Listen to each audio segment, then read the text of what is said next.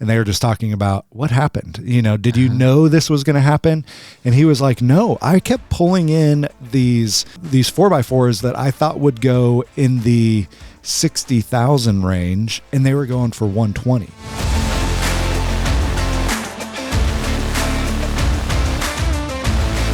Let's look at some of the results from the Scottsdale Barrett Jackson and just kind of talk through some of those. Yeah, that event, actually the biggest one of the year, is in January. It's the first auction of the year. It's the first big auction. People have been, restoring vehicles over the winter or the fall, and that's kind of everyone's goal. Although there are auctions all throughout the year for Barrett Jackson, this is the big one. And I remember we had discussions with some other people back in Q4, and they were saying, yeah, Bronco values are starting to drop. And then this show hit, and everybody was like, what the heck? And they had been starting to drop. Like you could see, kind of throughout the year, it was starting to trend down. The only Bronco that wasn't trending down was the 4th or 5th generation Ford Bronco. Like that one was holding pretty strong, and not as strong as the first gen, but still, I will say, call out our buddies over at Maxlider. Man, they stole the show so many times over. There's 2 that I put on this list, and if you're watching or listening to this and want to see what we're talking about, I'll put links to all these down in the description below so you can check them out. But it was pretty crazy. So right off the bat, the first one that I wanted to talk about was the Maxlider 4-door Bronco. I think it's called the Clydesdale, and it went for $434,000. That is amazing. It's unreal. Like, and this is, you guys have seen this. Like Maxlider's had it for a little bit. Like, they had it at the 2019 SEMA show. I went and did a walk around with it because it's such a cool Bronco. Like they did a really good job. It has the one door is normal, but I think the other door is that suicide door. Yeah, suicide one. The latches are together in the middle. Yes. Super cool design with it, which suicide door makes a lot of sense on a Bronco because it makes it easier to get into. And got some, I think it's the amp research steps, and they did a coyote on there. And, it has all the bells and whistles, but just a beautiful build. Like Maxlider really did a good job with this build. Wasn't there a 2-door also that went for big money? Yeah. So the next one was a 2-door, and I'm not sure. A couple people know this shop. I'm not as familiar. Tray 5 Customs built it. It's a 1970. They nicknamed it the Goose, and the Goose was at the 2022 SEMA show. And this went for $429,000.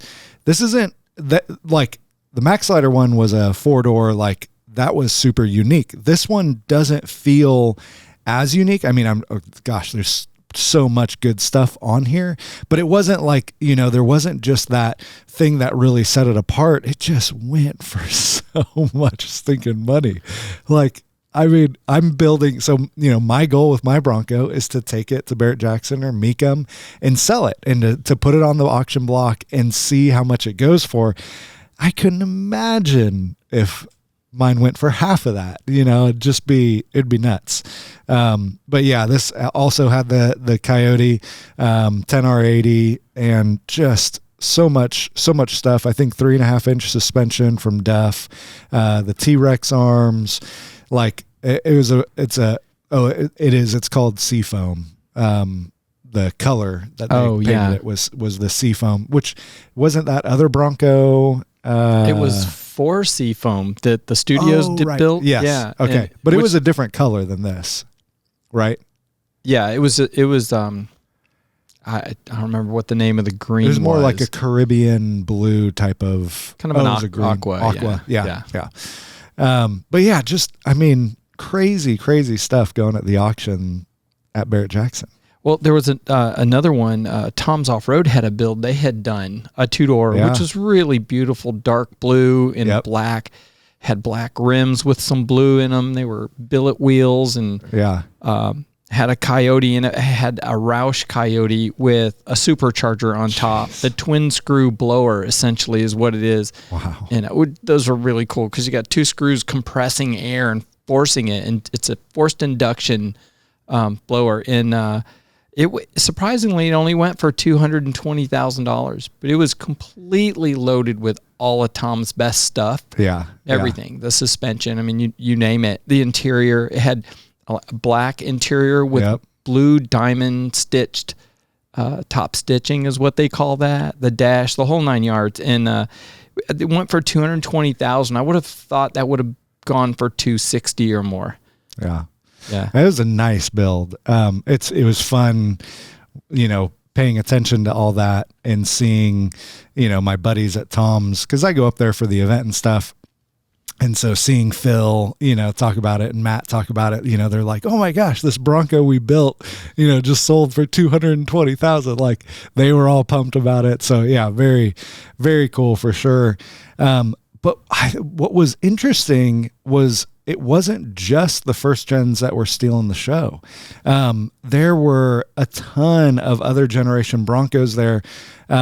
But one of them that stood out to me, there was a 1979 that went for $126,000. This is a second generation Bronco, restored very well, like going for $126,000. Was that the black one with the freewheeling stripes? Yes. The red to yellow? Yes. Oh, those are gorgeous. I know. And they did such a good job with it. I couldn't find on here who actually had built it, but man, I mean, has a Coyote, and they even put the freewheeling stripes on the block like on the, what is that? The intake of the Coyote, like stuff like that, like little, finishing touches that really made it stand out and look good. And so, whoever did this did a fantastic job with it, but it's exciting seeing the other generations going for a lot and seeing those prices raise up. There was another one, I don't have it on our list to talk about, but it was like, I think it was a Gen 4, Gen 5 that went for $80,000, so it's just like all the prices have begun to rise, and hopefully they keep going. Hopefully the bottom doesn't drop out all of a sudden. Especially before I get one built. But yeah, it's exciting to see, and it's exciting to watch, and it's just fun. It's fun to watch. What's that saying? Tide raises all boats. Or Rising something? tide raises all ships. Yeah. Well, to see a full-size Bronco go for $126,000 when you can buy a really nice one right now for $26,000, but now it's going into that resto mod custom. Well, what can we do to it? And it cost $80,000 to build a $100,000 truck. Yeah, totally. Yeah, and one of the last ones that I had on the list was again Maxlider. They brought in one of their 2022 Bronco Raptors. And this thing has custom flares, super custom from Maxlider. And obviously it's the Raptor, so it's super cool. But it went for $275,000. How much over is sticker? That? Like 200? 200? Oh yeah. my gosh. They only made so many of them though. Right. Yeah. So. It's a rare one. And this has all of Maxlider's, it has their whole catalog on it. And Maxlider did some really cool things with, I felt like the Raptor has some ugly bits to it. And some stuff that I'm like, ooh, that's not really the most enjoyable to look at. And so they kind of tweaked a lot of it and put some really nice, like what looks like King Ranch seats in it. Oh yeah. And that's what I would want to do if I had the new Bronco. I'd definitely be finding a seat swap to put some nice leather seats in there and that kind of thing. But those F-150 axles or Raptor axles are so wide. They've got to be at least 8 inches wider. Yeah. They used to be 6 on the F100 or F-150, and now they're plus the wheels. So, they just put these giant flares on it, but now people are making body kits where it's more of a wide body with a standard flare, and it really helps. Yeah, for sure. But yeah, a little Barrett Jackson info there. You know, I was listening to another podcast, the Roadster Shop guys have a podcast, and they had the owner on from Barrett Jackson, and they were just talking about what happened. You know, did you know this was going to happen? And he was like, no, I kept pulling in these Bronco or these 4x4s that I thought would go in the 60,000 range, and they were going for 120. You know, like he didn't foresee this coming, because he's like, I always want to have vehicles that are on the low end for people, medium, and then high end. And he was like, so I kept pulling in these, what I would have considered low end builds, and they were going in the medium area, you know, and he was just like, it was crazy. So very cool, Barrett Jackson. Good for all of us Bronco owners, because it's like, you know, it's like when you own a house and the, you know, housing market goes up. Like we own Broncos and the Bronco market keeps going up. So. Yeah, and people are always asking us, I'm sure you too, why are they going for so much money? And we're like, yeah, I don't know.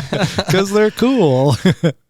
Yeah, I would always think like a Shelby Mustang would go for more, but Broncos are, I guess they're a sports car, a convertible, an off-road SUV, a resto mod. It's like everything you want it to be. Your tow vehicle. Yep. I mean, you can do everything with it. Yeah. I've shared this with Donnie, but I have a crystal ball of auctions. It's not really a crystal ball, but it's I've made this document.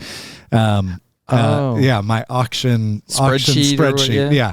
And it's just, you know, I've been tracking what Broncos have been going for at the auctions, why they're going for that much, like trying to find those details that makes you go, oh yeah, like that's why this one is going for this.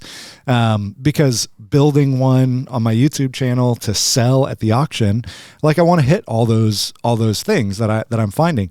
And, I have to say, this auction threw the whole spreadsheet out the window. I mean, it's just like, now it's like, well, there's no consistency. You know, I was finding these little nuances of, you know, Broncos that were selling for this and had this and meant this. And now it's like, there's no consistency.